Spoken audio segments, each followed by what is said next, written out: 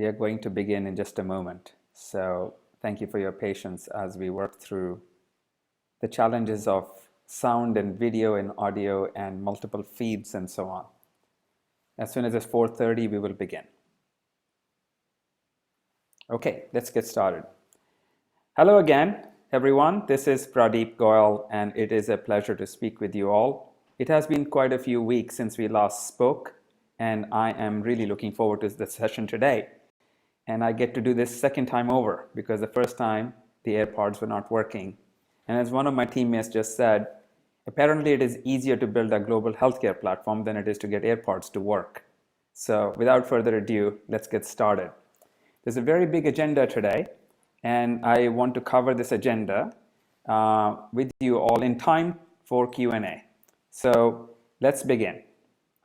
I have a number of big updates for you all. The first one is our executive team and how it is growing and what we are really doing with the talent that we have brought in.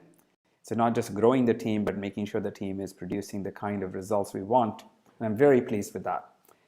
The global update on the whole business, I will provide you an update on our pipeline, our progress with the product, our people, our clients, projects, everything. And then I want to talk to you about, and I have a question of all of you to ask, and I would like your feedback on the Solve token and its growing utility. And I have a very interesting conversation to have with you all. And then we'll talk about what we are doing to address the rapid growth of the company.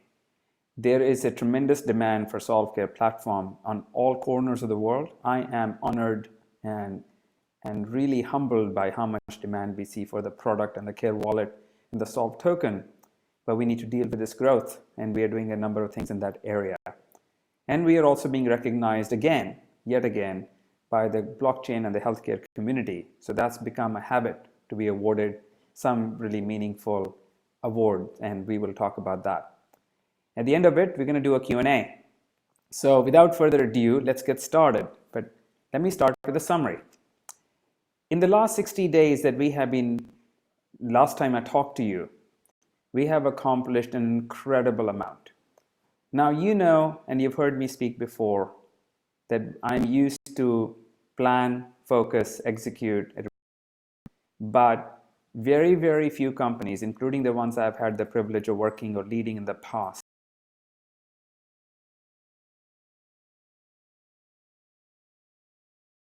at the speed and the efficiency of Solve.Care. So I am honored, humbled, excited about what we are able to do in this company every month, every week, every day. It is an incredible organization that I am honored to lead. So let me move forward to the next slide and to walk you through for some of the big updates.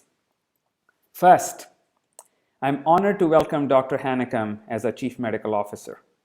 Dr. Hannekam and I have had the privilege of working together, or rather, I've had the privilege of working with him back at Blue Cross when he was a Chief Medical Officer.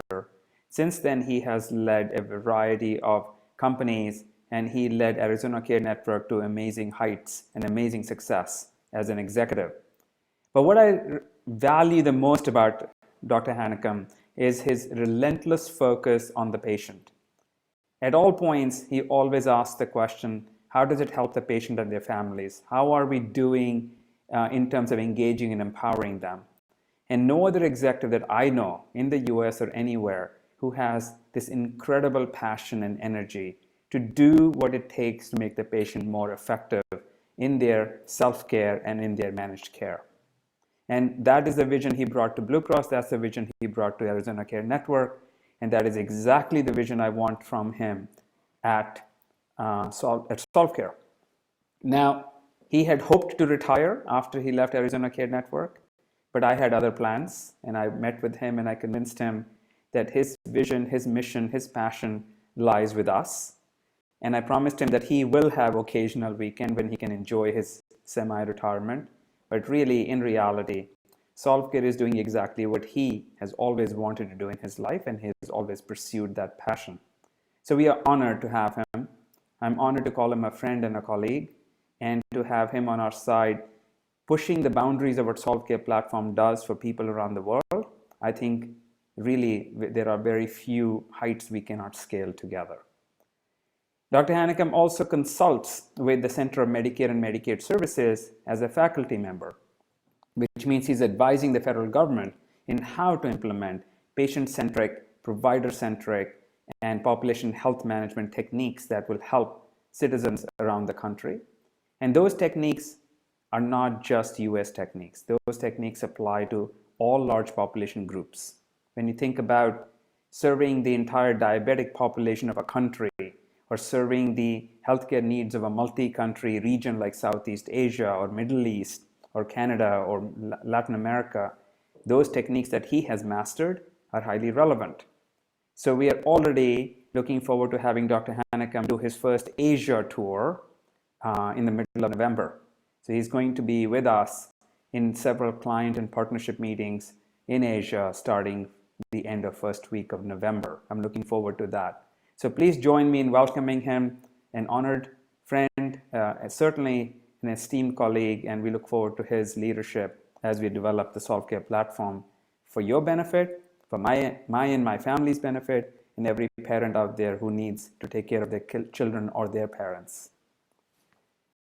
I'm also very excited to announce, if you were in my shoes, what would you not do? And I'm really excited to say that Mel has joined us as a general counsel, but also as a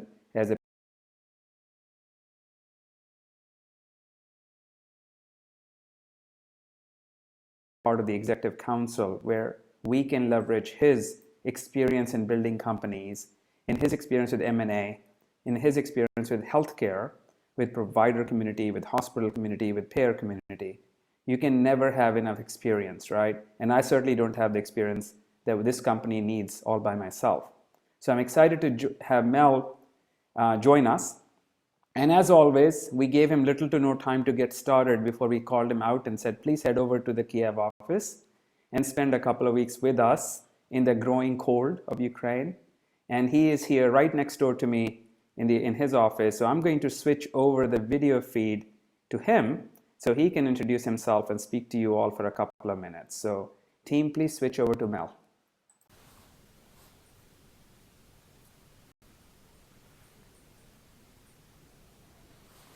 Thank you, Pradeep. This is Mel Deutsch. I appreciate the opportunity to meet the full Solve.Care team. I was hired by Solve.Care about a month ago, and that's in a technical sense. In the very real sense, I wasn't hired. I was more drawn to Solve.Care. And what drew me to Solve.Care was the power of one man's vision. And at this point, having heard Dr. Hanekom's bio and background, it's a shared vision, and it's shared beyond even those two men to a lot of women and other men that I've met this week, had the opportunity to meet this week in the Kiev office. So much so that I really believe if I was at a football game or something and I heard somebody say that, you know, what is it you do for a living? And they said, I improve healthcare. I would be inclined to say to them, well, you must work at Solve.Care, because that is the shared vision. And there's such a strong unifying sense around that purpose. And it's a pleasure personally to me, because I've spent 35 years in home health, hospice, hospitals, physician practice management, medical group purchasing, pharmacy companies, trying to do what this company is doing, and that is to improve healthcare. Very frustrating. I have done a lot of M&A, which mergers and acquisition work. Trying to develop vertical integration, horizontal integration, alignment of interests, and to centralize things. And what's funny is it ends up being counterintuitive. The best way to centralize and to achieve coordination of care, quality of care, a care that's delivered at the pull of the patient and the customer, is to decentralize. And that's really what I'm finding at Solve.Care and what drew me to work here. So I appreciate the opportunity to work here, and I look forward to meeting everybody in person. Thank you. Back to you, Pradeep. And continuing with that, again, we are excited to have the kind of leadership that we need to make Solve.Care truly global. Mel, in his humility, did not mention all his experience, and I appreciate that. He is being humble. But one of the things that I really appreciate about a competent legal counsel is that they bring a business perspective, right? We are here not to be a law firm, but to make sure that we are doing things legally and regulatory-wise correct. But in the end, we are here as a healthcare company, as a healthcare platform. So we need to do things efficiently, and we need to make sure that we actually solve the business problems. And Mel's experience as a Six Sigma black belt and his convergence of corporate law, his M&A experience, his corporate experience, and he has led healthcare companies like Solve.Care himself. This is exactly what I was looking for. So this was not a very difficult decision. It is a little bit of a challenge to bring Mel in from California, where he lives, to Ukraine, but he is already showing that time means nothing at Solve.Care. We are used to working 24 hours. So welcome, Mel. Let's move to the next slide, and that is about the additional members of our team that we have signed on. So we're very excited to say that we have brought in our Director of Finance and Administration, Tae Gyuan Kang, who is also here in the Kiev office.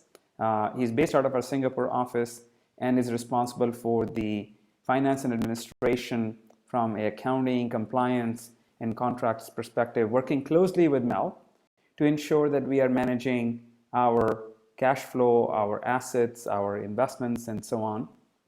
And Tae has jumped in with both feet again, brings a lot of experience as CFO of a group of companies prior to that, and has lived and worked in Singapore for decades. So he brings a necessary relevant experience, because I want to make sure that as Solve.Care Global takes off in Asia, in addition to the US presence we clearly have, we have the right leadership in place. I'm also excited to welcome very soon Eleanor Cahill. Now, Eleanor is a remarkable lady who has spent decades in healthcare benefit administration.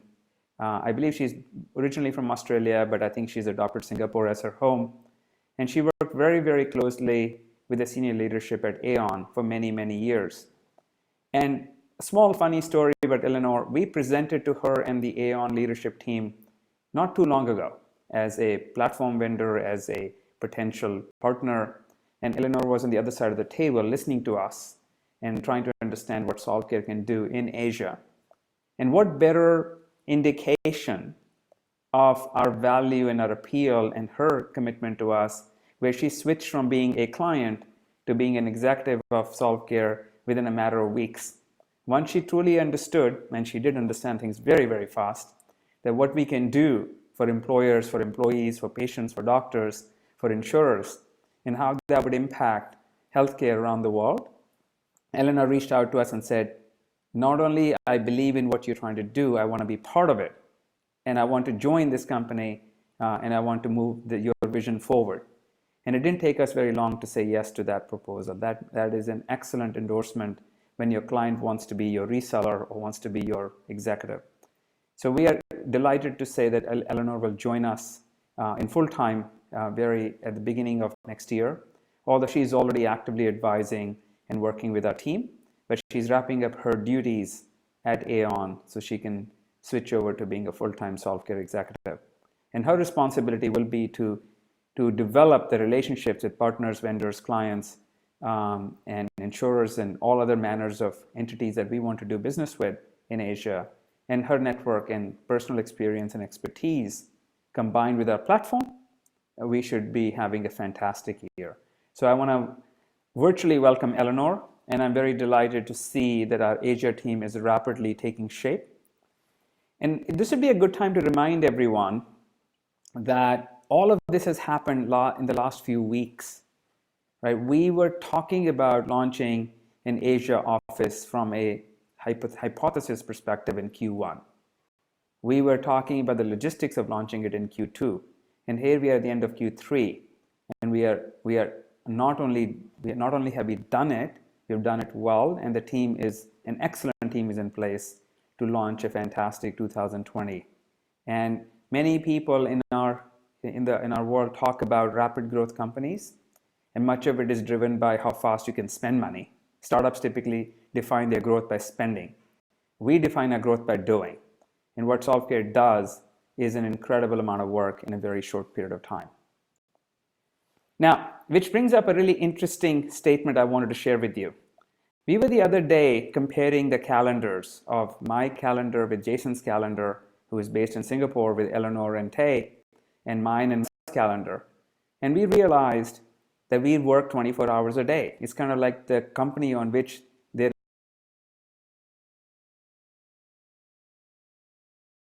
break. The 12 hours to 14 hours a day that we have our US operations active, and the 12 to 14 hours a day that we have our Singapore operations active, we literally have a round the clock. Somebody at Solve.Care, the executive level, is actively engaged and in the office. This is very interesting. Where there is no time of the day or night when you cannot find Solve.Care team online, and Solve.Care clients have access to senior leadership team, and they can speak with us and engage with us. So we truly are a company that works literally around the clock, and our calendars are incredible. When we try to balance the time zones between the west coast of US, the east coast of US, the middle, then Ukraine, then Singapore, Korea, Japan, the Middle East, our administrative team does a fantastic job. It really is a 24 hours a day calendar, and our calendar is incredibly full in terms of we are literally jumping between meetings in the east coast of US to the west coast of Korea, and that happens all in the same week. So it's remarkable. It's challenging, it's exciting, but most importantly, it is working, and that's really what that matters. Results are absolutely coming through. While we were doing all that, I also want to talk about some significant progress both in US and Asia. Now, I know you all want names, but I will tell you enough for you to understand while not breaching the NDAs we have in place. First, in Asia. As you know, Jason Daney is a regional president for Asia, and he has a phenomenal network, and now he is supported by Tay and Eleanor, and we are adding other people very quickly. But with Jason's efforts and with the progress that Solve.Care has made in terms of his product, we are currently in partnership discussions that are strategic in nature with a global consulting company, which all of you have heard of. I will not mention their name because they asked us not to, but they are becoming quickly our go-to-market consulting arm in terms of delivery of Solve.Care platform to payers and providers and insurers and so on. We are in dialogue with multiple global benefits administrators, again with huge footprint around the planet, who are looking to adopt our platform for benefit administration and sell it to their clients. We are talking to a multinational clinical care company which wants to adopt our platform from for its entire physician and patient network. We are talking to a multinational laboratory system that wants to use Solve.Care platform as a way to coordinate care between patient, referring physician, referred physician, lab, the members of the care circle of the patient, and the payer. And they imagine the complexity around that, and many more. None of them I will name because we are under NDA with all of them, and this is certainly not the list. But if you think about how short a period we have been in Asia and how much traction we are getting, first is thanks to efforts of Jason and Tay and Eleanor, but it's also a testimony to the relevance of our platform. We are also making sure that out of all the opportunities that we are seeing in Asia, we focus on the ones that drive massive adoption of the Care Wallet and the Solve token. We are very much oriented in Asia to both B2B and B2C model, not just B2B.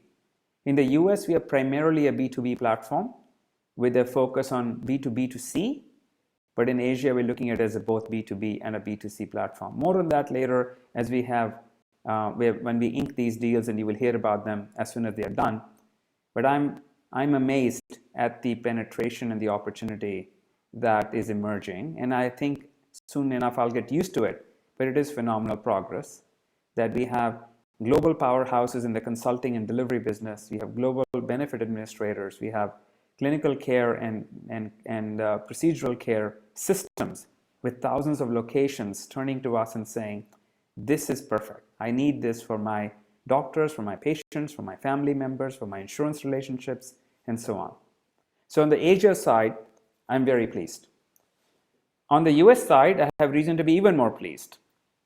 HMS is our federal contract partner as well as our partner in bringing innovative solutions that they are developing that they want to put into the Care Wallet. So I just got on the phone with one of our senior executives at HMS who we work with closely, and we are working on a telehealth and referral solution through the Care Wallet that not only leverages HMS's already existing footprint in US, but also bringing it to consumers and providers and insurers in Asia.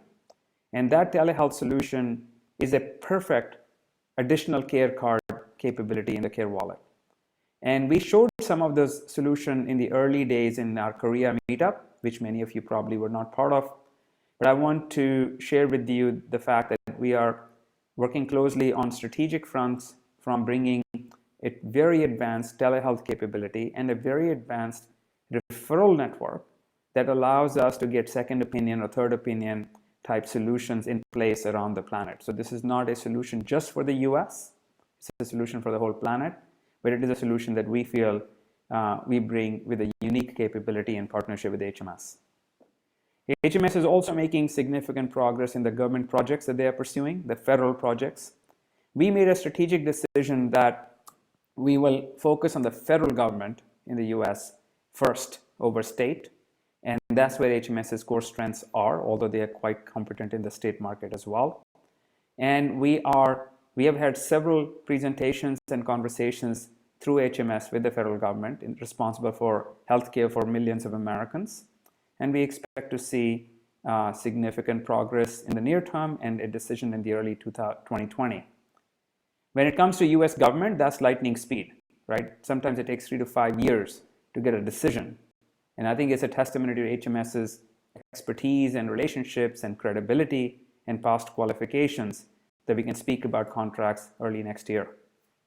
Similarly, with Dr. Hannekam and I, we are pursuing other government opportunities through other partners. I will speak about them when those partnerships have bore fruit. But HMS is bringing us into one federal agency, and we have another partner that we are looking at bringing us into another federal agency. And if you know anything about the US government business model, most companies tend to be agency specific. They have developed qualifications and expertise in the business of one or more agency. So it is normal to work with partners who are agency centric, although HMS does multi-agency work. So they are a great partner for us, but so are others. So I expect to hear more on the federal government projects early next year, but I'm very encouraged by the traction HMS has created for themselves and for the Solve.Care platform. Last but not the least, we are in final negotiations with Innacratis to become a reseller of Solve.Care platform in a very specific sector, the ACO TPA sector in the US. The ACO market is the accountable care market, which is where Arizona Care Network leads. But there's also a TPA market that we are interested in, which is the third-party administrators, which are essentially non-risk-bearing insurers who help self-insured employers and multinational companies to manage their benefits. And we are a fantastic solution for them as a Solve.Care Care Wallet solution. So Innacratis will be finalized in the next few weeks as the reseller of choice to pursue. While it's a non-exclusive reseller relationship and we reserve the right to sign additional resellers, we are really going to get behind Innacratis to make sure that they have the best shot at penetrating this market. And then we'll evaluate the progress quarterly to make sure that this relationship can either be the sole relationship or can be augmented with other regional relationships. But this is an important strategy, and I want you to understand this. Between ACO and TPA market, there are probably about 2,000 potential clients in the US alone. And that market combined serves and will serve somewhere between 1/3 and half of the US population. So somewhere between 100 million and 150 million people will fall under ACO TPA sector over the next year to 3 years. And I expect that market to grow faster. While the central insurance market will not diminish, ACO and TPA market supplements that. So if you think about it, diabetes, cancer, heart disease, pulmonary disease, and on and on and on. So there is a sort of a perfect synergy between the aging population, the growing complexity of chronic diseases, and the need for coordinated care, either in the form of an ACO or TPA or a combination. I also predict that the ACO and TPA sector will start to converge over the next 3 to 5 years, and we want to be well ahead of the curve. But immediately in the market, having the ACO and the TPA market as a client base allows us to diversify our revenue base significantly and get the wallet in the hands of millions of people faster. So these are very strategic moves, and we are making them all in parallel. Yes, Asia is growing rapidly in terms of its potential, and US is growing rapidly in terms of the revenue. Let's move forward to some of the other updates I want to do. So our team is right now, or has been in Arizona for the last few weeks, launching the diabetes program in partnership with Boehringer Ingelheim and Arizona Care Network. And we have been conducting trainings, and we have been preparing for the launch of the Diabetes Care Network. And the Diabetes Care Network is going through its UAT, user acceptance testing, right now between Boehringer and Arizona Care Network. And we expect to launch it as soon as we get the sign off. And there is definitely a cycle of improvements and retesting that is happening, which is quite normal. But I expect that you will hear about the launch of the Diabetes Care Network in the matter of days. I don't have a specific date, but that depends on the client. But the date is literally a few days away, not months away. So you should be expecting the Diabetes Care Network to launch in a matter of somewhere in the calendar month of November, because we are a few days away from November starting. One thing I will say, I'm very proud of the fact that we don't publish boring guides and user manuals that nobody reads. Our team has deployed a fantastic model of storybook type manuals where we tell a story, and through the story, the care coordinator or the member can go ahead and get to use the wallet. And I want to give you a little taste of how this network works with all the various roles that are involved in this very complex, very powerful disease management system that we have built. So I'm going to ask the team to play a short video introducing to you the avatars of the Care Wallet that make up what sounds like a simple diabetes care management solution. So team, please switch to the video if you can, and play that video for our community.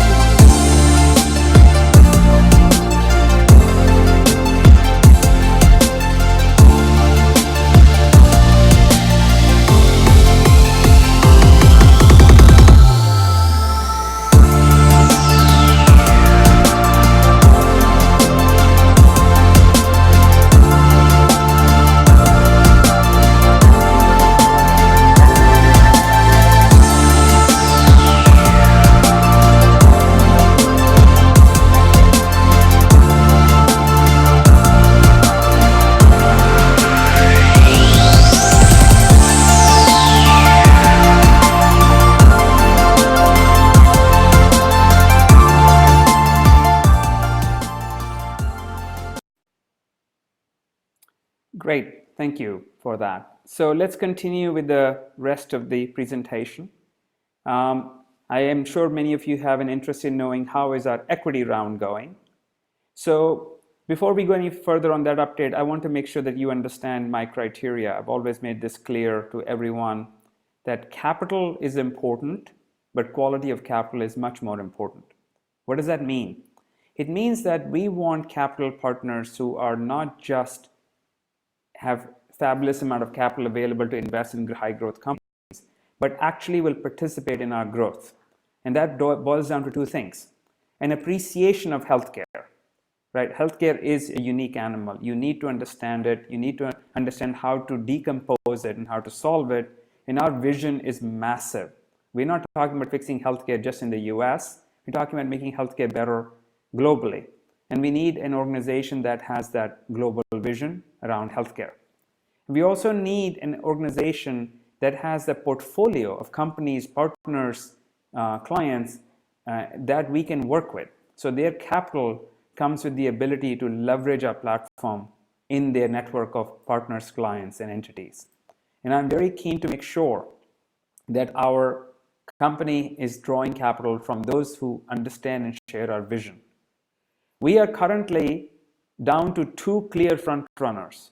One is a consortium of investors in Asia, which is some of the top tier equity providers working together to become part of the Solve.Care equity pool. And the second one is a very large, one of the best known equity funds on the planet that is looking at Solve.Care as an investment. So the second option, of course, is a single investor option, but they would dwarf most anybody else in terms of their size. And the first is a group of investors with a very diverse set of portfolio which come together to help us penetrate the Asian market. We expect term sheets before end of the year. We have certain milestones to achieve on our side to get these term sheets done, primarily around making sure that the year-end revenue is met and our contracts that we are expecting to sign in this quarter are signed. So we expect all of that to happen like clockwork, and I expect the term sheets will be in our hands anytime in the Q4. I cannot commit to the date, but I expect them to be in the next few weeks. And once we have the term sheets, then we can have a clarity on the closing date. It could be days, it could be weeks, most likely it's between several weeks and a few months. So this likely scenario to close the equity round with the right quality of partner is early Q1, which is fine. We are comfortable with that, although I would like to do everything I can to close this round by end of the year. Let me talk to the Solve utility. This is always on our mind. How do we make sure that our platform and our token work hand in hand to deliver greater value? You're all familiar with the platform utility, right? Solve is needed to access the platform, both from a B2B perspective and from a B2C perspective.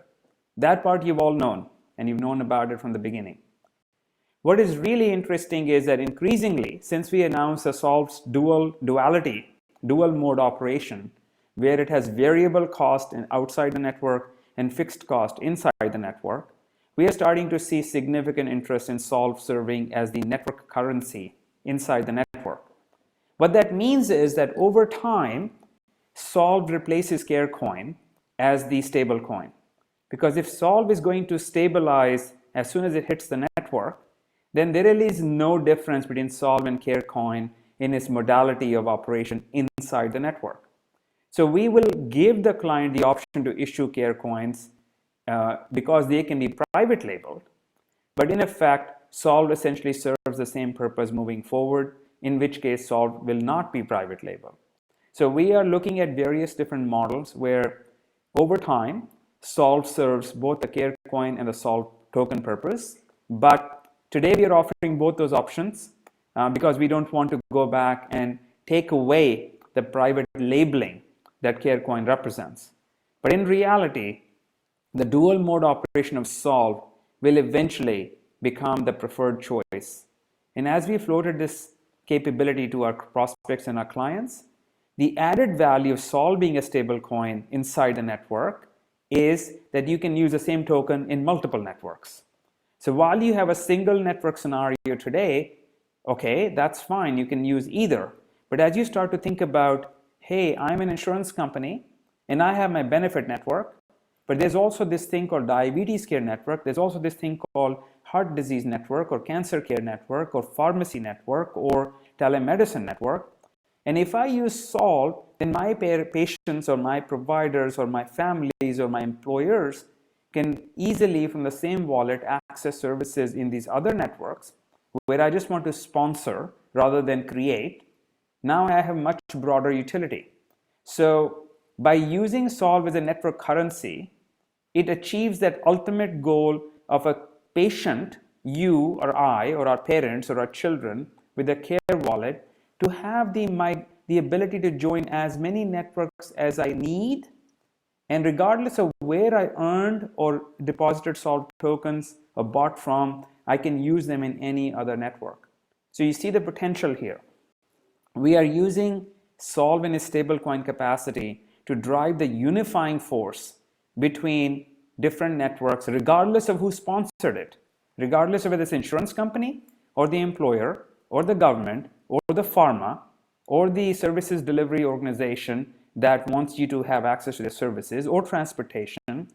It becomes easier for me to cut across all networks from the same Care wallet and use the same Solve token regardless of where and how I received it in the context of services provided by somebody else. So it becomes a very flattened universe. It's a network of networks from a Solve token perspective. And that is where we want to get to, because ultimately as a Care wallet holder, you are going to care less and less about who gave you the token or who you want to spend the token on, because it's the same token. So that's really important. And this is one of my key objectives for 2020, is to move us closer and closer towards Solve, not just as a utility token, but also as the de facto default network currency across every Care network we launch in anywhere on the planet. In addition to that, we need to make sure Solve is more easily available. So we are exploring all options to make Solve token more easily accessible, more easily buyable, more easily available. And in that regard, we're looking at partnerships that will allow us to do that without breaking the regulatory framework, without making sure that we become any kind of an exchange. So the partnership with third-party solution providers who can offer us the ability for Solve token to be acquired within the wallet, but to be handled from a transactional perspective by the third-party vendor to ensure KYC and AML. You're already familiar with the reserves that we are going to start extracting Solve tokens out of the flow and put them in the STR. Our board has already signed off on the STR, and we have already put in the infrastructure for the STR to be stood up, and we have run enough transactions through the STR model to be comfortable that the model will sustain in different scenarios of billing. So we are prepared to turn on the STR. It is linked to the launch of the B2C and the B2B networks where the token flow will feed the STR. So the infrastructure for STR is in place. The test model have been tested. We will, as soon as the general flow of B2C tokens begin, we can turn on the STR in terms of data, in terms of token collection. Let me actually talk about the most interesting topic about Solve that is not a statement but a question. So here is a question to the community. We have been hearing and thinking and discussing internally about staking as an option for Solve token holders. And here is my question. Would it make sense for Solve holders to become stakeholders by staking their tokens for one or more of these roles? And we are right now working with the hypothesis that there are three roles that a Solve token holder can stake to have access to. The first is a product advisor, and that role is essentially the ability to audit the product management council, to participate in the creation of the product roadmap for the next 2 quarters. As you know, we do quarterly product reviews and product roadmaps, and then we execute on that roadmap. And to also bring to us potentially partnership and solutions and network design strategies that are specific to their country. So if you live in Vietnam and you are either a clinician or you are a insurance executive or you are a healthcare IT tech analyst or advisor or strategist, as a product advisor, you would have a seat at the table. But to ensure that you have the right interest of Solve.Care and Solve community at heart, you would have to stake a meaningful amount of tokens from the Care wallet. Similarly, we are looking at the role of a business advisor, which is a more strategic advisory function. Think of it as the ability to audit the advisory board calls. And as you all know, we rely upon our advisors in US and abroad to have a clear understanding of how to penetrate each market. And last but not the least is what we call an advanced developer, or authorized developer, who can participate in our product from a development perspective, including access to beta products, as well as the access to internal APIs that would help them build a more deeply integrated care card, or even to build an entire care network and launch it in their own country, thereby making them essentially the handpicked development community that has the right to launch Solve.Care networks in their authorized market. And these three roles are what we are starting to develop a staking model around. And we have created the staking capability in the Care Wallet. But I want to ask the community to give me feedback, pros and cons of doing it. And I would like to hear your experience with other staking models to see how this compares and what are the lessons learned. We have the time to gather this feedback and make a decision, and I'm giving myself 30 days or less to get through this process of gathering input, analyzing risks, and then making a decision. And I would like to make a decision on staking as a path forward for Solve community by end of November, if not sooner.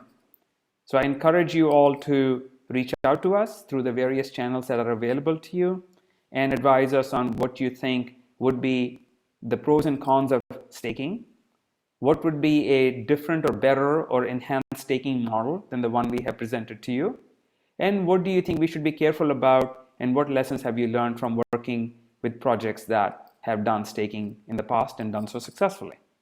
So this is again a model that we are deeply considering.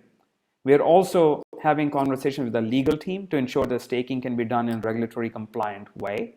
And we're also making sure that we don't do anything that creates any kind of fraud, waste, or any other kind of concerns that any regulator might have. So this is going to be done right, or we're not going to do it at all. But I would welcome your thoughts and feedback on staking as an option for Solve token holders as a mechanism to become stakeholders beyond the token. Continuing on with the update, one of my proudest accomplishments as a company is always developing the next generation who is going to help us deploy the platform.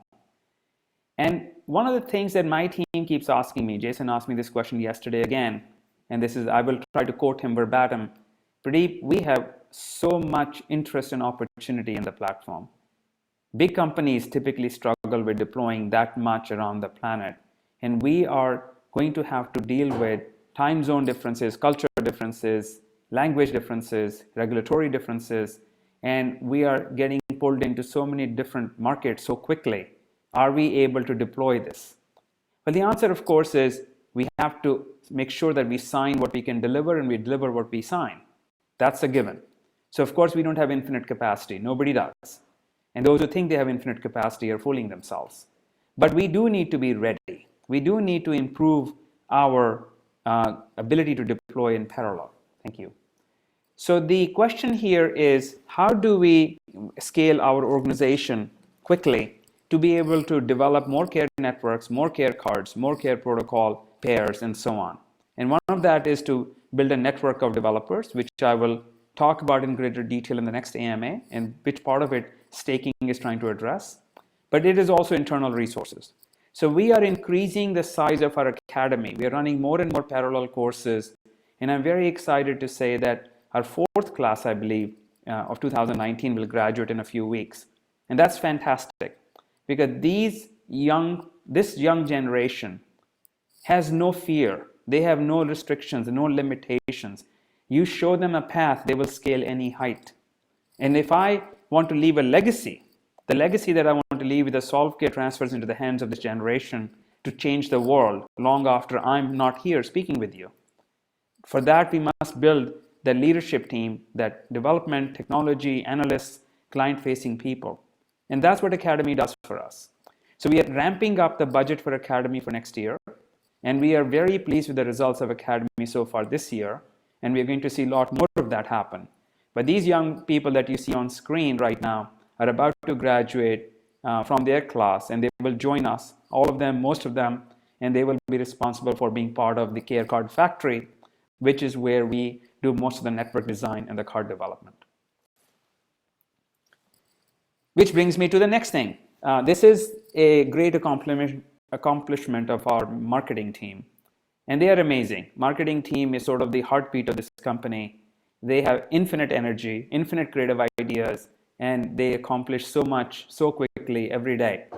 And I often hear that Solve.Care's market reach, its brand, its communication, it dwarfs anybody else. We are more active in more channels with more content than anybody else. So marketing team led the Care Card Design Contest for 2019. We had almost 700 registrations from 73 countries. Now that is a fantastic, fantastic performance. To have that many people around the planet study the Solve.Care platform, understand how it works, and then to register to build care cards for it. Now, whether you win the design contest or not is hardly important.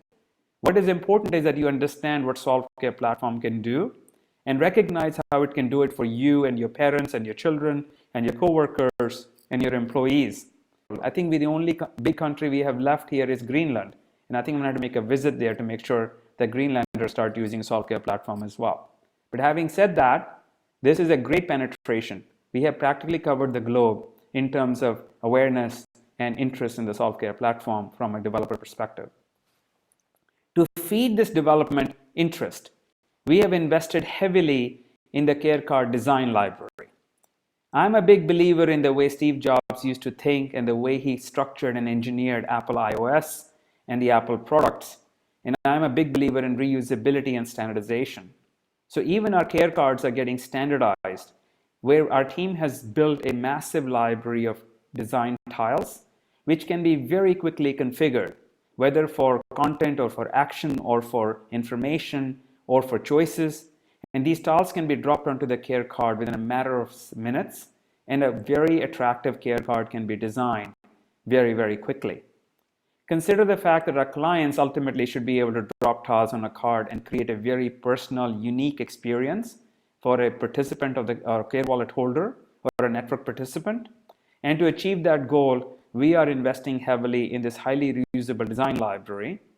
And I'm also very proud to say that we have the design library already being converted into other languages. So we have English version, we just released the Korean version, and expect to see a lot more languages come through. And this is a way for us to truly achieve rapid deployment of care cards. And my goal is someday a customer service rep or a physician or a front office administrator or a busy medical EMT, emergency medical technician, can draw and build their own care card while they are busy doing their job by just dropping and configuring the tiles and their behavior in the context of their wallet and their care cards.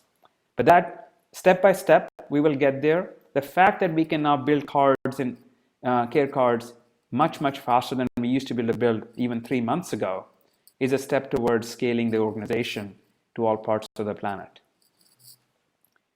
Last but not the least, so we keep hearing from the community of blockchain and healthcare companies that we are on the right track.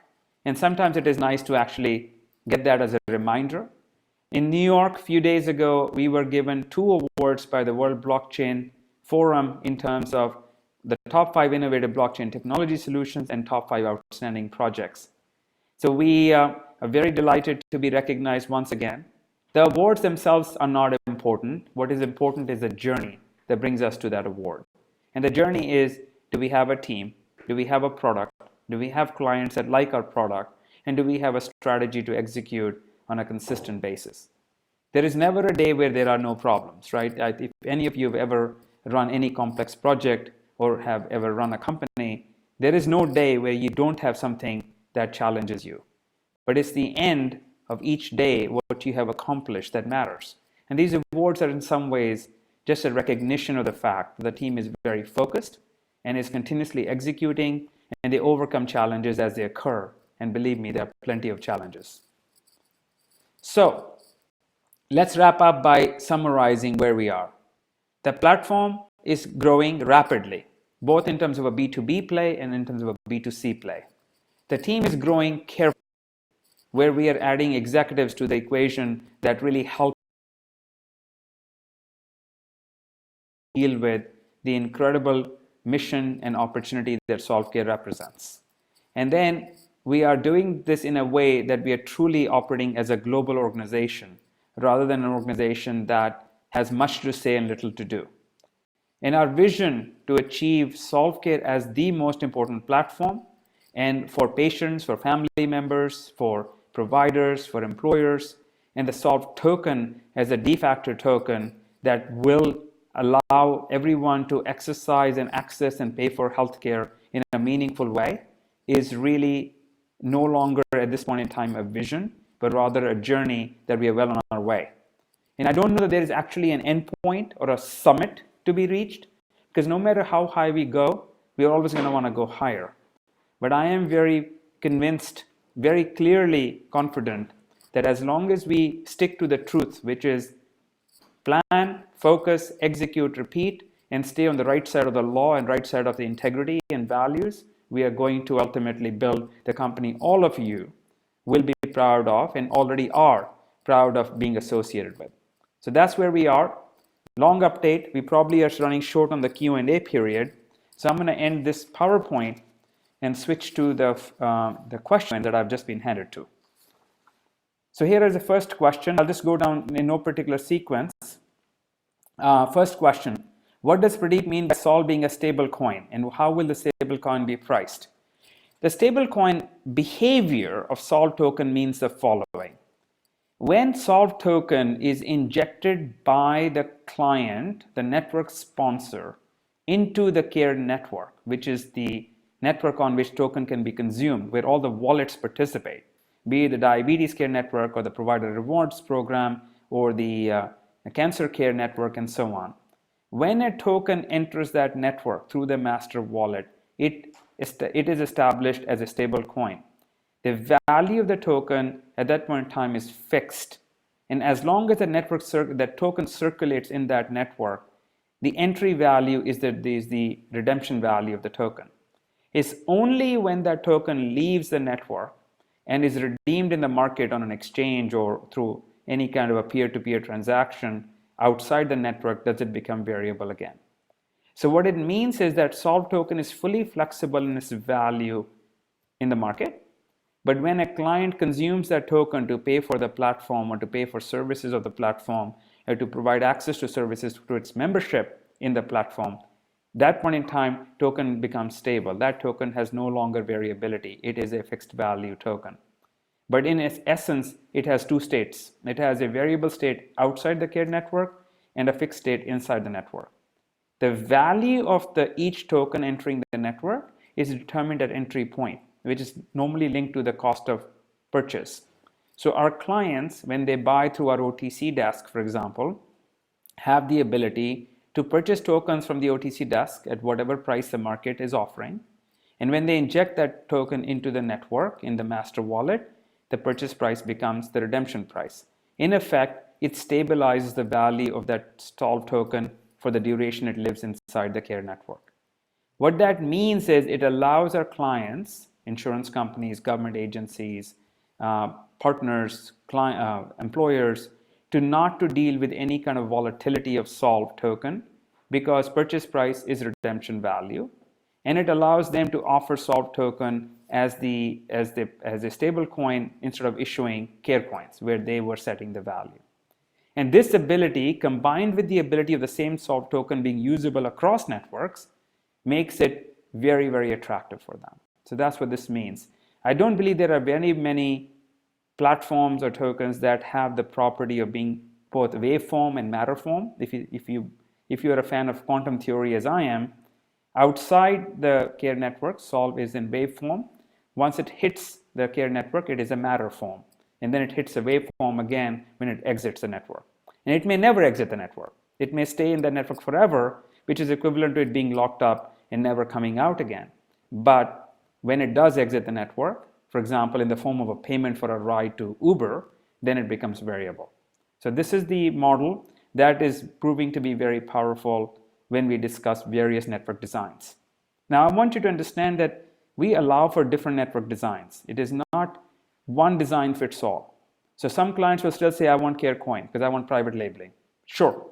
Some clients will say, I don't want to have a Solve token model because I want to have Solve token only invisible to the wallets and I want to have Solve token only at the platform level. Fine. You have to have Solve token to run the platform, but whether you expose Solve token to your network participants in the form of CareCoin, which is a derivative, or it is in the form of Solve token itself, is a network design issue.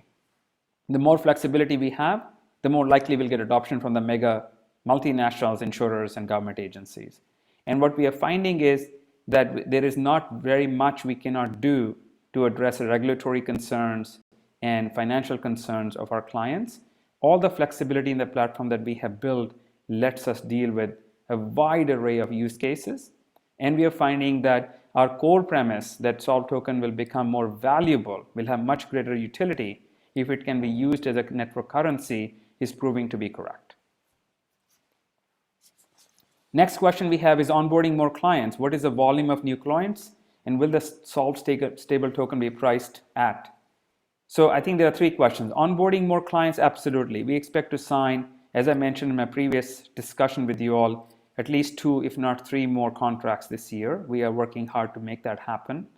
We have a target for a fixed number of clients for next year, and we are well on our way to achieving that. Although it's never easy, it's clear how we're going to get there.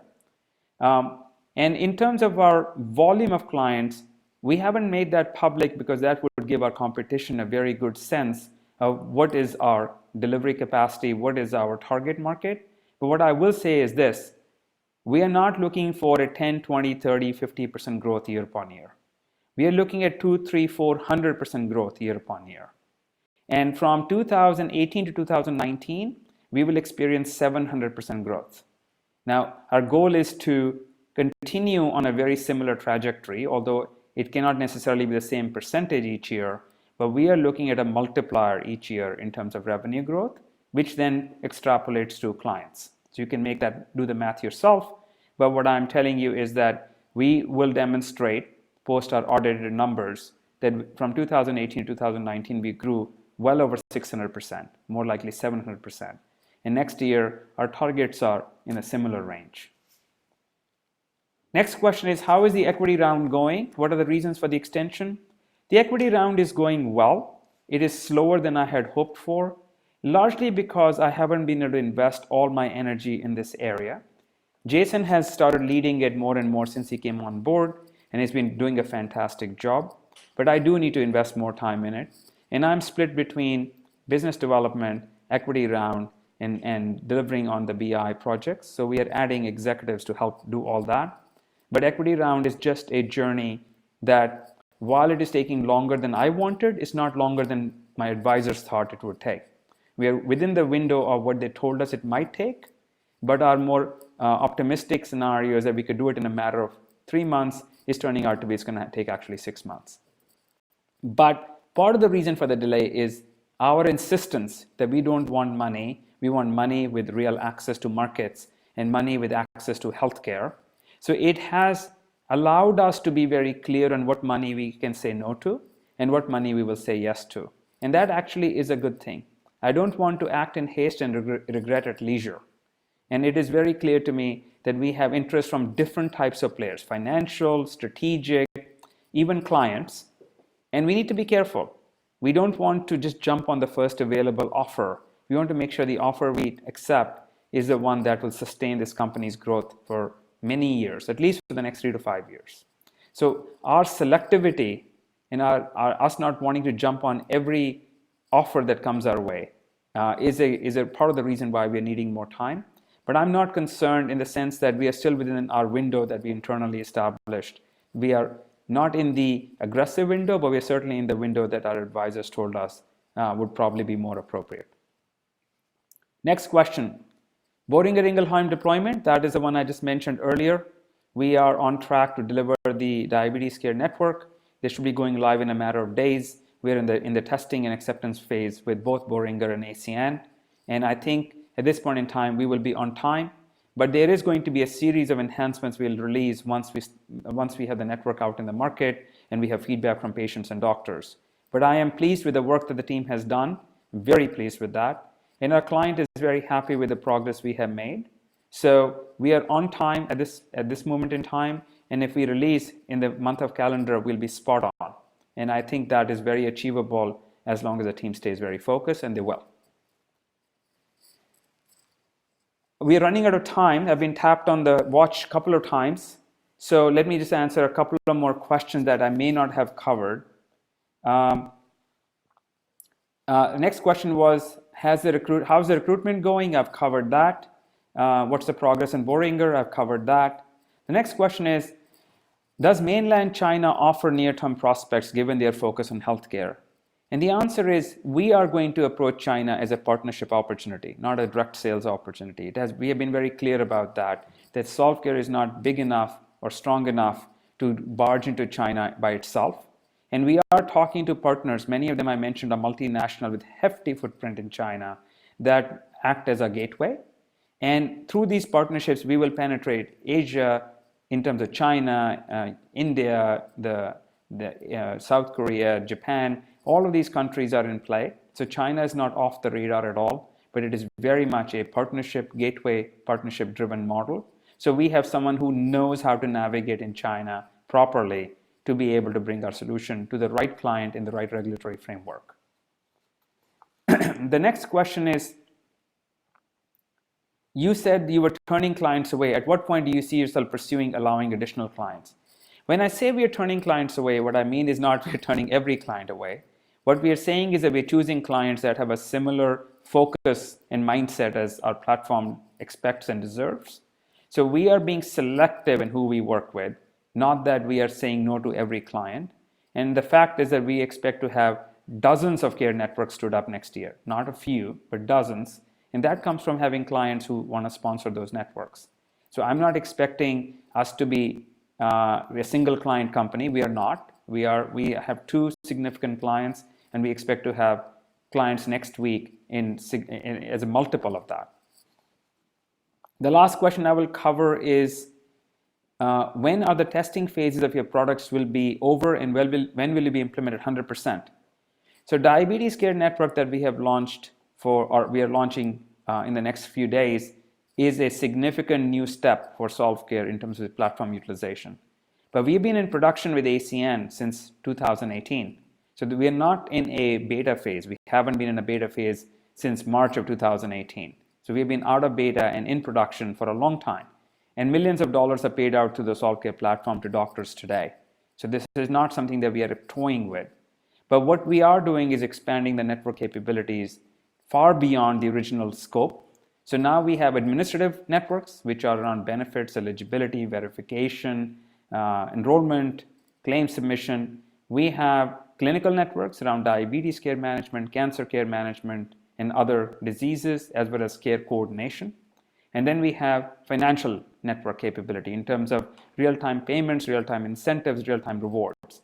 These are all the capabilities of the core Solve.Care platform, and our clients can leverage one or more of these for their business model. So we are by no means as a alpha beta product. We are a live product, and we expect to grow this platform for a very long time to come. So think of it this way. Version 1 and 2 are out. Version 3 is what we are focused on.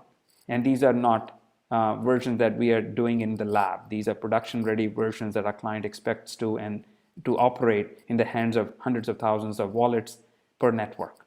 And we expect dozens of networks to be live over the next 12 months. With that, I know I probably didn't answer all the questions. I'm sure there are many more great questions from you all. What I will do after this EMA is over, have the team gather these questions, and then get on a chat and try to answer some of these over the weekend. So everyone, have a great rest of the day. Thanks for joining us. As always, I gave you a tremendous amount of information, and I want you all to take the time to absorb it and then come back to us with any suggestions, guidance, comments. We welcome that. Have a wonderful day, everyone, and thank you very much.